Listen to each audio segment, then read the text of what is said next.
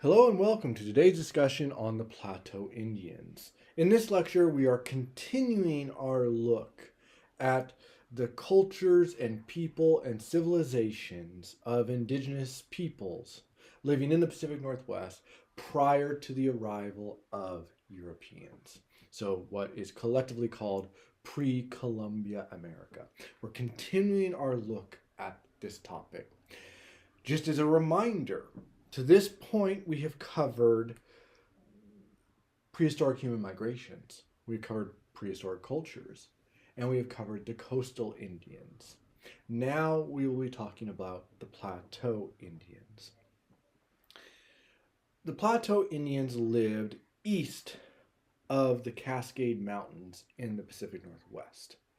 This culture group gets its name because the vast majority of this land is in what is called the Columbia River Plateau. So the plateau that is created in part by the flow and course of the Columbia River. And as you're going to see, the Columbia River and other rivers are going to play a key role in the culture and lifestyle of the indigenous peoples that are found in this particular region. So remember, this is a culture group. Within this, it is how scholars and academics have conceived of the similarities and relationships between the indigenous peoples and tribes found in this region. That said, of course, every tribe is unique and distinct, and that is something we will be exploring within this lecture, but also as we continue this story as a part of the units within this class. All right, let's begin. The first thing that you need to be aware of is geography and environmental factors of the territory that the Plateau Indians lived in. Whenever you study pre-modern history, right, you're going to spend a certain amount of time talking about the geography, environment, and ecology of the places where people lived. The reason for that is pretty self-obvious. Before the advent of modern technology, people were tied to the land and its resources and the environment in ways that they still are today, but which were also not insurmountable. Today, we have the technology to bring electricity to deserts that mean air conditioning makes possible to live in areas year-round that you didn't used to be able to live in. We have the ability to pump water out of the ground and dozens, if not hundreds of miles away so that people can have water in areas where traditionally there was no water. We can also pump and move water dozens and hundreds of miles for agriculture to irrigate lands that traditionally got no water. There are a whole host of technological innovations that we have available to us today in the modern world that peoples in the pre-modern world all over the planet simply did not have access to, and thus had to figure out strategies to cope with the environment in which they lived. So if it is surprising you that in the last two lectures we have spent a certain amount of time talking about geography and resources, that's the reason why. It's because pre-modern peoples created cultures and civilizations and societies that were contingent on and dependent on and in conversation with the natural environment. So let's have a conversation about this. One of the defining features of this land are the mountain ranges, specifically the Cascade Mountains, that run basically through the center of the Pacific Northwest. They are in the western part of the territory of the Plateau Indians. The Cascade Mountains, in addition to being relatively tall mountains, they are also a barrier to weather phenomena. There's something called the rain shadow effect. And what the rain shadow effect is basically when weather systems move across the region, they move from west to east. So they start in the west and they head east. The weather systems that affect the Pacific Northwest primarily, not exclusively, but primarily start out in the west and northwestern Pacific Ocean. And then they gradually move and they go across the Olympic Peninsula and the and the Oregon coast, and they just move across the region. They are moisture laden, meaning that they are heavy with moisture because they've been over the Pacific, and they tend to drop their moisture on the western part of the territory. Then as they hit the Cascade Mountains, in order to overcome the mountain ranges, right, clouds and weather systems sort of are compelled upward. And as they do so, the air gets colder. As the air gets colder, they precipitate, thus shedding nearly all of their moisture by the time they get across the Cascades and into the eastern part of the Pacific Northwest. That is the rain shadow. The precipitation has largely jettisoned itself by the time the clouds and weather systems make it to the eastern part of the Pacific Northwest. And as a consequence, there is little precipitation left for this region. And that means that this region is technically geographically classified as a desert. It doesn't get that much moisture. And the moisture it does get tends to come in the fall in the form of snow in the winter months. So the geography here is important. The environment is much more arid because of the Cascade Mountains. On the coast, the environment tends to be a lot more stable. Yes, they have the seasons, right? Winter is colder than summer, but what happens on the coast is that large water bodies like the Puget Sound or the Pacific Ocean, they tend to moderate temperature extremes. Meaning during the summer, they act as a cooling barrier to keep temperatures cooler than they otherwise would be. And during the winter, they act as heat moderators. They basically release heat in a way that keeps temperatures warmer than they otherwise would be. Those kinds of geographic regulators of climate don't exist in the eastern part of the state. And so in the eastern part of the Pacific Northwest, we have one of the most extreme climate and temperature variations of anywhere in the world. In the winter, it can be very, very cold, bitterly cold, right? And, winters around here routinely get, into, temperatures below 20, into the single digits. I'm talking about Fahrenheit here, not Celsius. And below zero or sub-zero temperatures Fahrenheit are not that uncommon. In recent winters, we've been as cold as negative 15 degrees Fahrenheit. And yet, in recent summers, we've been as high as 117 degrees Fahrenheit. In 2021, during the heat dome, temperatures reached 117 degrees in places of eastern Washington. There aren't too many places on the planet where you have such wide varieties of temperature differences that are possible. And what I just described now is a more excessive, particularly on the heat side of things. Man-made climate change has changed our climate in a way that has made things much hotter than it used to be. We are more commonly in triple-digit temperatures than we ever used to be, particularly compared to what the Plateau Indians experienced in previous centuries.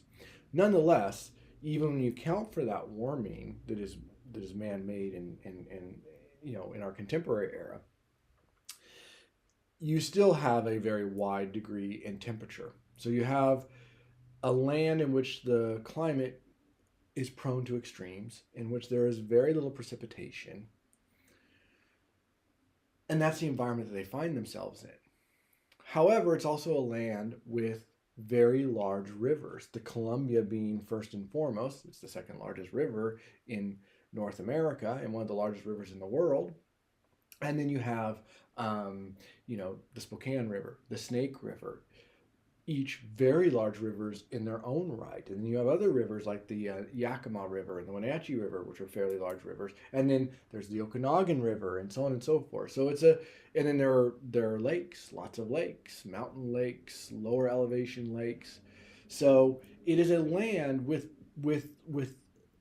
resources that help you counterbalance some of the extreme temperatures and particularly the aridness. But it's a land that is filled with challenging geographic factors that the Plateau Indians had to find a way to negotiate. So let's talk about the Plateau Indians. In the last lecture, I gave you some basic terminology that we will be using to talk about politics and society and spirituality with respect to indigenous peoples. So I'm not going to review those terms. You should already be familiar with them, but I am going to be using those terms. So Plateau tribes were divided into 3 units. So first and foremost, there was the tribe. Tribes were the big collective organization, right? And then you had tribes were subdivided into bands, and bands were subdivided into villages. Now, each grouping had a specific purpose and use that I will talk about in just a moment.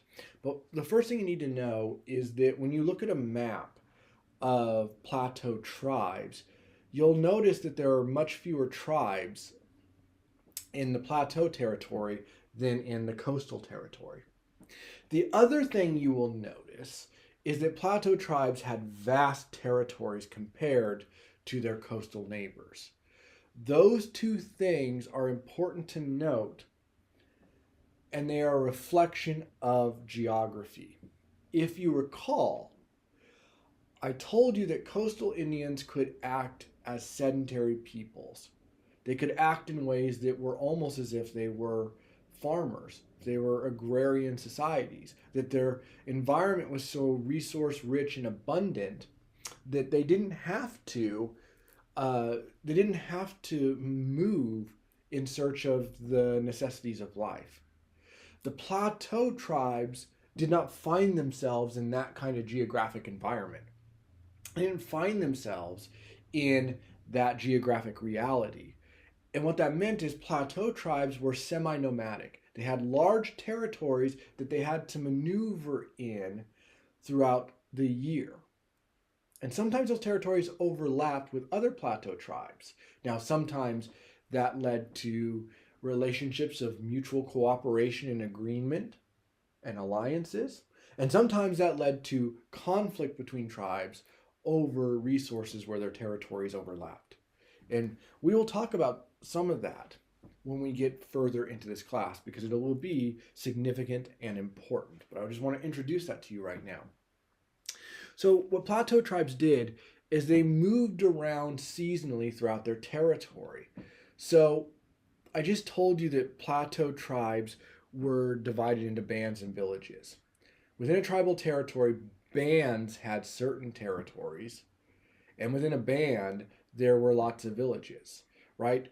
But it's a little more nuanced than that because you have villages for different times of the year. So you had villages for the summer where you were hunting and gathering. You had villages for the fall, which might be different, where you're hunting and gathering. And then you had villages for the winter, which were different as well. And keep in mind, this is an area of vast geographic features. So sometimes they had villages up in the mountains, particularly in the summer, for staying cooler and gathering certain things. But during the fall, they had villages largely around fishing areas. Well, actually started in late, early to late summer, depending on where we're talking about in the territory, and then continued right into the fall so that they could fish salmon as they returned from the ocean to spawn in the rivers and streams and lakes and ponds that they were born in. And salmon was a key food for the Plateau tribes, as we'll talk about in a little bit. So, right, they had numerous villages within a band's territory and within a tribe's territory, reflecting the seasonality of their movements to gather the resources that they need to survive. Daily life for most Plateau Indians revolved around the village itself.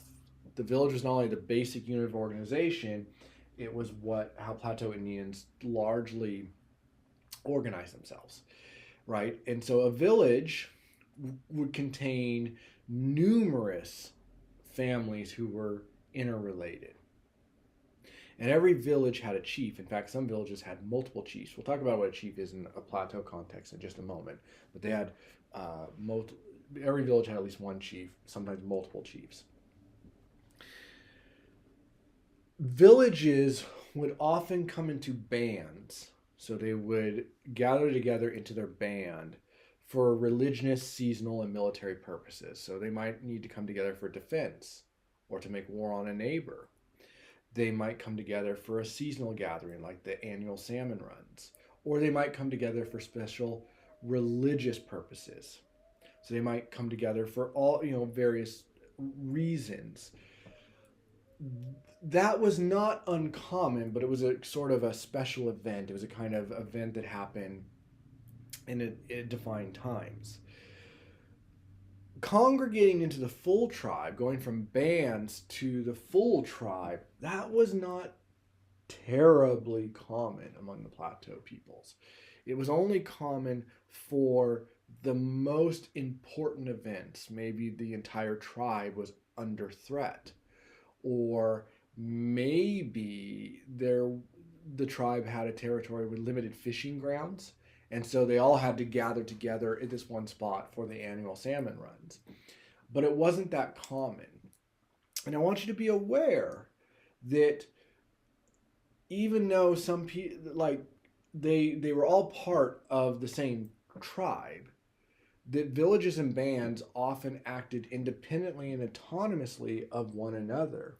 That's such an important concept for you to understand, because it's going to be important later on when we get into later units in this course. Because in later units in this course, when the United States government claims the territory in the Pacific Northwest, it begins to force and drive and compel indigenous peoples onto reservations, you will find villages and bands within a tribe acting independently and differently on one another with respect to their relationships with the United States government.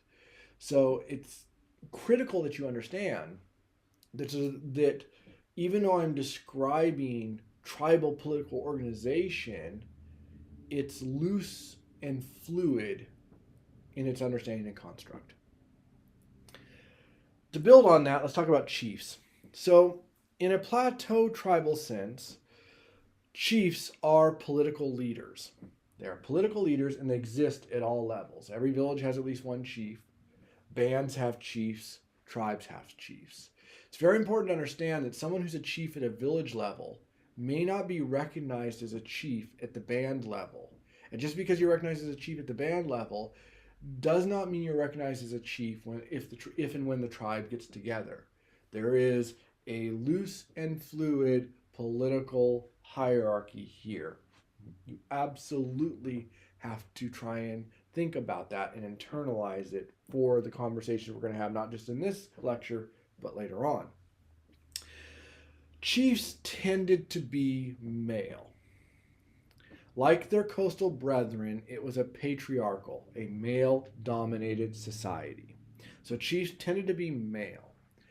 Chiefs, in a plateau sense, were often appointed or acknowledged. And what I mean by that is that it's a position that was earned.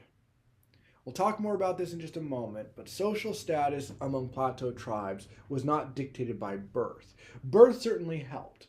Once we have more evidence and documentation from when there's more contact with European peoples and Americans, and we get more writing about native peoples within the plateau region, it's very clear that having a father who's a chief makes it more likely that the son is a chief, but it doesn't guarantee it in any way, right? The position of chief is earned. You have to do deeds for your people in order to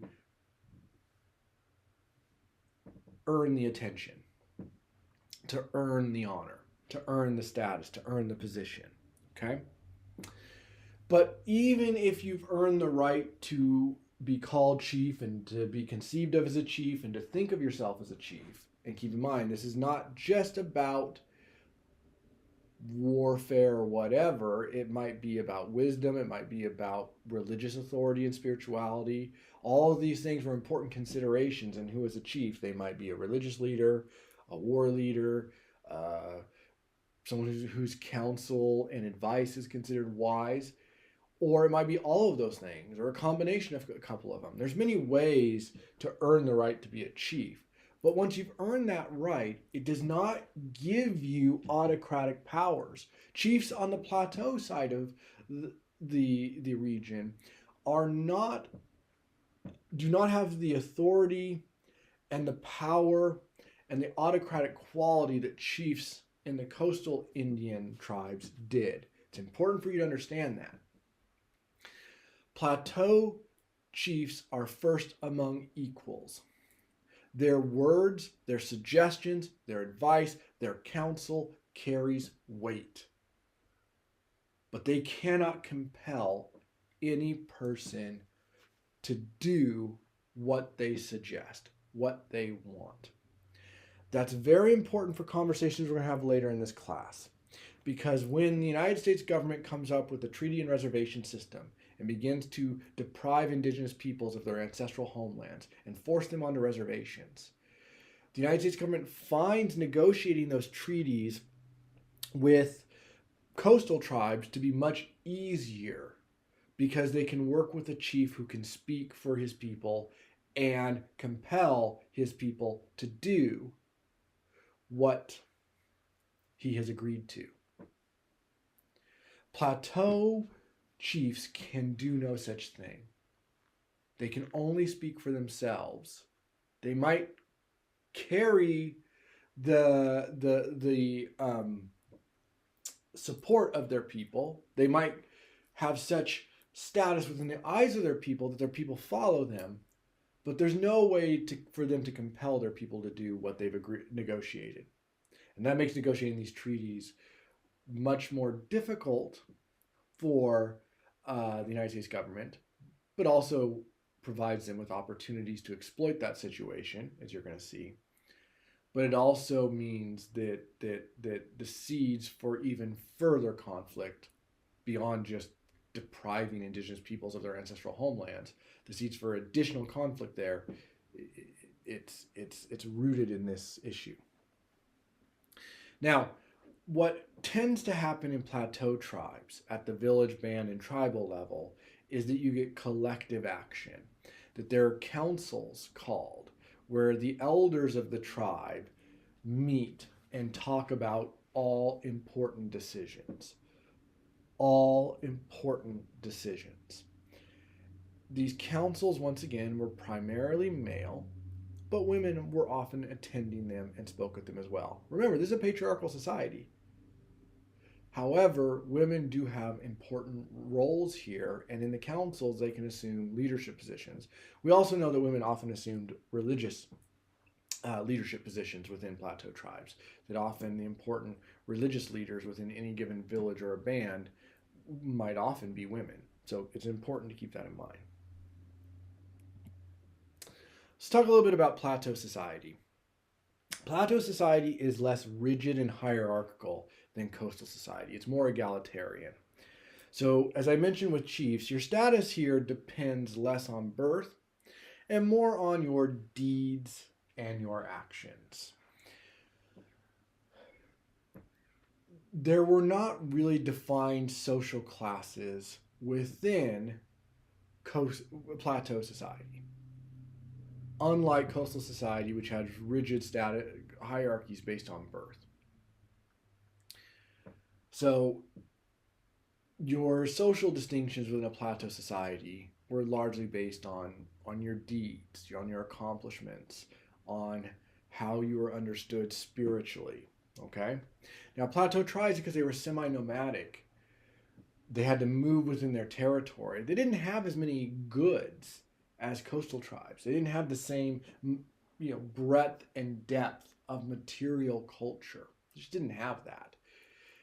And therefore, wealth distinctions between people were not great. Unlike in coastal societies where the nobles were much wealthier than the commoners, and chiefs were often wealthier than nobles, and there was a clear wealth distinction that accompanied social distinctions. That doesn't happen in plateau tribes to any appreciable uh, degree. Certainly, some people in the plateau tribe might have slightly more than others, and they might have things that are a little more ornate than others in terms of their design and intricacy and so on and so forth. But overall, the wealth distinctions weren't typically that great.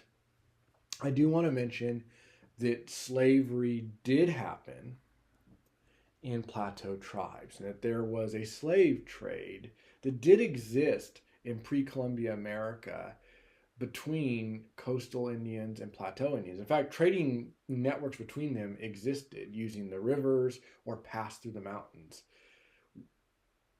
One of the coastal tribes most responsible for this was a group called the Chinook Indians. Their homeland was at the mouth of the Columbia River on both the Washington and the Oregon side, but they would often go upriver and trade with some of the plateau tribes like the Yakima.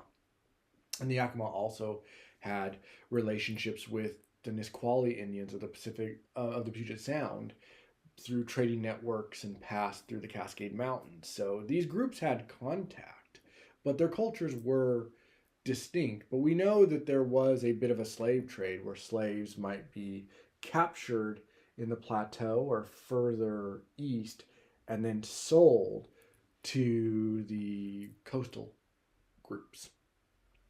So there was a slave trade. But once again, please understand, in a Native American context, slavery is different than what you might be envisioning or picturing with respect to the slavery you find in the pre-Civil War South. That my saying that is not to excuse the practice of slavery. Slavery is awful no matter where you find it, no matter what the context. But there are different kinds of slavery, and that's all I'm trying to get you to see. As I've alluded to a little bit earlier, within the context of plateau society, women have more freedom and responsibility.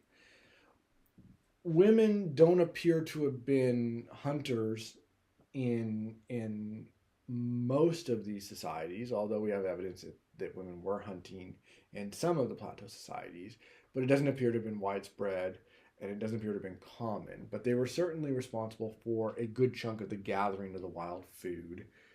They were considered spiritually important and could be spiritual leaders, and they were considered important at councils, and their voices were heard in major decisions. With respect to marriage, polygamy could happen, and polygamy just means multiple spouses, in this case multiple wives. Polygamy was common among coastal Indians, especially among the chiefs. Coastal chiefs often had many spouses, many wives, some of whom were slaves and concubines, and some of whom were free people. Among Plateau Indians, it could happen that a man had multiple wives. It just depended on the tribe and the location, but it was something that happened. As I alluded to earlier, there was collective decision making among the Plateau tribes. It was a feature of their society and culture, and that members had autonomy and freedom and were not bound by the decisions of chiefs or even councils. I want to take a moment and just explain the concept behind that, because Plateau society is both extremely individualistic but also extremely communal. What I mean by that, and what is meant by that, is that Plateau tribes gave people vast individual authority and individual autonomy. It gave them vast individual authority and vast individual autonomy, meaning individuals were empowered to be in possession of their own decision making and of governing themselves. Therefore, they could disagree with the decision of a chief or a council and simply not obey it, not go along with it. And there would be no punitive action for that in a formal sense. However, within Plateau society and tribes, individuals were encouraged to make decisions based on what was best for the community, that you were encouraged to develop a communal sense of responsibility, of collective security, of reciprocity. And reciprocity is just a fancy way of saying you're encouraged to understand your actions within the context of the community, that you help the community survive. In exchange, the community helps you survive. So a collective concept. And so in some ways, Plateau society embodies two seemingly diametrically opposed values: intense individuality and autonomy, and intense communal collectivism. But Plateau peoples didn't necessarily see these values as at odds. The people were what was important. You made decisions based on your family and your people, but you also had complete autonomy of action. No one could compel you to do things that you did not want to do. And that's just important to understand. In terms of spirituality, the same spiritual concepts that we talked about in the coastal sense are true. All those ideas about the diverse and multifaceted spiritual and dimensional world, the view of the earth as the literal and figurative mother, the belief that living in harmony with spirits, all of those things are true for the Plateau Indians. They did not have the potlatch. We talked about that. They did not have the potlatch, did not have that at all. Important for you to understand that. Important for you to appreciate that. They did tend to have, though, a unique practice of what some people term the vision quest. It was a coming of age thing, where when an individual reached a certain age, they'd be encouraged to go to a sacred place. It might be a mountain or a cliff or some physical space where they would fast and chant and dance and spring and pray and wait for a vision to come to them. Wait for spirits to speak to them to help them define their purpose in life. And whatever it is that this individual saw on this journey, it would often dictate how the tribe understood them as adults. If, say, a spirit of a bear talked to them, it might be an indication they were meant to be a warrior. Or if the earth spoke to them, it might indicate that they were meant to guide their people spiritually. It could be a whole host of things. But this vision quest was considered really important. It was a kind of coming of age thing, something you did as a teenager.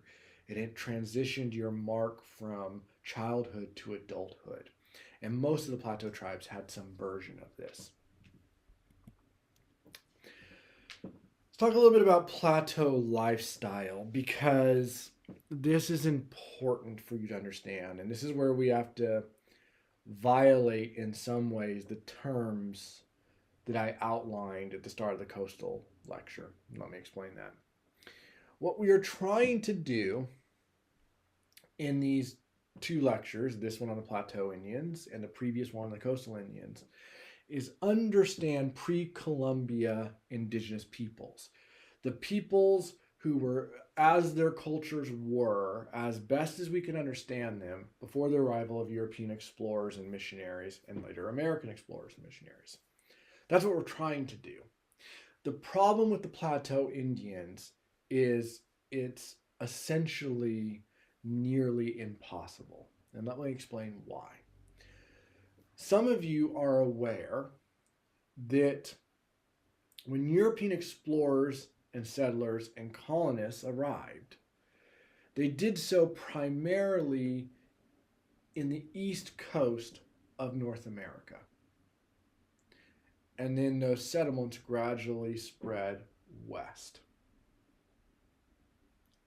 What that meant is that Europeans and Americans had introduced changes into the economy, societies, resources, politics, trade, and so on and so forth of the indigenous peoples of North America before they ever physically arrived in some of the places in the Mountain West and on the Pacific coast.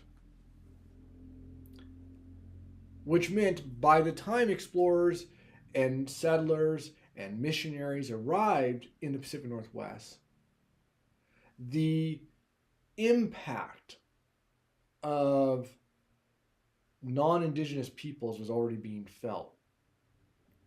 Sometimes through the material goods that they had. Traditionally in the Americas, there was no metal. They didn't develop metallurgy for the most part. They didn't need to. They were using technology that had served them well for a very long time. So they didn't develop metalwork. But by the time European explorers arrive out here, they notice that some of the native peoples have like metal pots and pans. And they have metal knives, and there's aspects of trading networks in which Western European and American goods are already reaching these individuals. Now, with respect to the coastal Indians, it just meant that they had certain goods that they wouldn't have already had, but their lifestyle was fundamentally unaltered. But with respect to the Plateau Indians, there was a major alteration of their lifestyle before the Europeans and Americans ever arrived out here. So let me explain that. Originally, the horse didn't exist in the Americas. Horses were brought by the Spanish and then later other European peoples as they colonized the Americas, which meant that what happened in many places in North America, including among the Plateau tribes, is that they were still semi-nomadic, but everything was done on foot. That limited their territories because they could only travel and carry their goods so much by foot. It also limited their food sources. They were highly dependent on salmon. They would catch salmon during the annual salmon runs from summer all the way until the fall, depending on where you were. And then they would eat it fresh, but they would also dry it and preserve it. That might mean smoking it. That might be wind drying it, where you just set it out and let the wind dry it out. It might also be mixing it with berries and camas root and some other things and making a mixture called pemmican with it, which was preserved food. But that preserved food was really, really important. And then they would supplement it by gathering berries and roots. One of the most famous roots they gathered was camas root. You can see it on the slide here. It's a root that kind of has it almost looks a little bit like an onion, but it doesn't taste like one. But it's a highly nutritious meal, and they would eat it fresh, or they would boil it and mash it down into like cakes that they would dry and almost eat it somewhat similar to a bread. And then they would hunt animals, deer and elk and bird if they could get a hold of it, ducks, so on and so forth. But salmon was their primary food, and so these fishing grounds were critically important to them, and that was their lifestyle. Now, in the 1700s, a change happened, and that is that the horse was introduced to the Plateau tribes. Originally, Europeans tried to keep the horse away from indigenous peoples in the Americas because it gave them a huge military advantage. But eventually in Mexico, indigenous peoples began to steal horses from the Spaniards, and then they bred those horses and then traded and sold those horses further north. And so the horse first arrived among the Plains Indians, and later the Basin Indians and the Southwest Indians. But eventually by the 1700s, it worked its way north, and the Plateau Indians utilized the horse. The horse revolutionized Plateau life. It made mobility much easier and carrying goods much easier. It really transformed the size of the territories and their trade connections. The other thing it did was it meant that plateau tribes could travel outside their region if they wanted to. And increasingly, many plateau tribes, like the Nez Perce and the Spokane, among others, began to venture east where they developed relationships and alliances with the tribes of the plains, what we call the Plains Indians. And the Plains Indian culture, once they got the horse, became a culture predicated on uh, hunting buffalo. And many Plateau Indians would send warriors or hunters east and have them hunt game with the Plains Indians and then bring that back, and they could with the horse. And because of that relationship, some aspects of Plains culture then filtered its way into the Plateau tribes.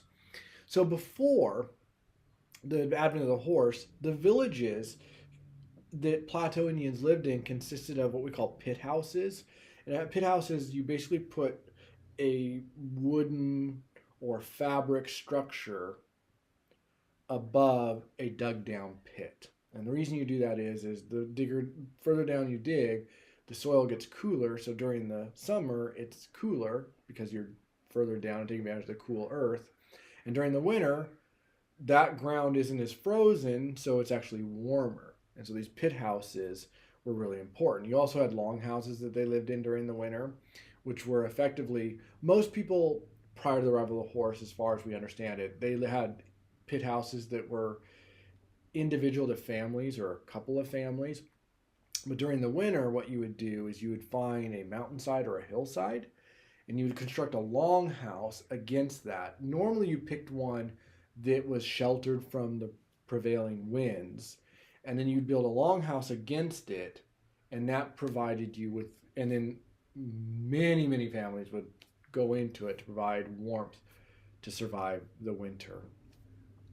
Those things were still existed after the horse, but increasingly after the horse, they began to rely on the teepee. And the teepee was a uniquely plateau organization. I'll show you some images of ones in just a moment. But it was brought back, and teepees became common out here. So with the arrival of the horse, plateau culture takes on more and more qualities similar to the plains. And it's not just in the plateau. Among the tribes of the Mountain West, so between the Cascade Mountains and the Mississippi River, there begins to be a lot of cultural exchange and cultural homogeneity among the tribes. They become less distinct than they were before the arrival of the horse. Not all of them, and not everywhere, but increasingly among those groups, it happens. So you can see here images of plateau culture after the arrival of the horse. These are teepees here. You can see their tent-like structures, but much larger than a tent, using these long wooden poles and then leather canvas coverings, largely made from the hide of animals, especially buffalo. So you can see some of that here. You can also see some other aspects of plateau culture, the baskets that they wove out of bark or reeds or other fibers. You can see the moccasins in the corner. You can see some of their leather clothing and the beadwork to decorate it. In the bottom right, you can see a horse there. That's the Appaloosa horse, and the Appaloosa was a horse actually bred by the Nez Perce Indians of who were a plateau tribe. A horse that was bred specifically to deal with the mountainous environment that many of the Nez Perce lived in. It is a horse that evolved here because of the breeding efforts of the Nez Perce. And then lastly here, you can see an old black and white photo of Celilo Falls. Celilo, Celilo Falls. Celilo Falls was on the lower part of the Columbia River, basically where the Dalles Dam is today, if you care. And this historic image captures traditional fishing among the plateau peoples, because even though the horse changed their culture, they fish with salmon runs were still really important for them. And Celilo Falls was an area where, of course, the salmon had to jump up to make it upriver. And you can see what they did here is they built platforms. They fished with these long poles. They fished with baskets. They fished with nets. Sometimes they just set baskets up and the fish would just jump into them as they were trying to get up these waterfalls and these rapids. Sometimes they would just wait for them and then catch them with nets or spear them. But this was traditional fishing. This is how they did it.